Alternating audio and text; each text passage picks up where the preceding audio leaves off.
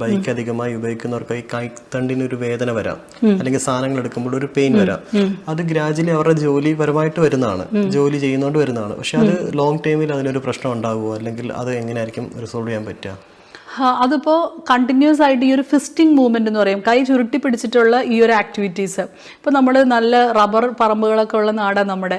അപ്പം അതിൽ ഈ റബ്ബർ ഷീറ്റ് അടിക്കുന്നവർ കറക്കുന്ന ആ ഒരു ഉപകരണം ഇല്ലേ, അപ്പോൾ അതിൽ തുടർച്ചയായിട്ട് കുറേ റബ്ബർ ഷീറ്റ് അടിച്ച് കഴിയുമ്പോഴൊക്കെ ആയിരിക്കും ഇവർ ഈ പെയിനുമായിട്ട്. അപ്പോൾ ഈ ഒരു ഫിസ്റ്റിംഗ് മൂവ്മെൻറ്റ് വന്നു കഴിഞ്ഞാൽ ഇതിൻ്റെ ഈ ഒരു എപ്പിക്കോണ്ടൈൽ എന്ന് പറയുന്ന നമ്മുടെ എൽബോയുടെ ഏരിയയിൽ ഉൾപ്പെടെ അവർക്ക് പെയിൻ തോന്നാം.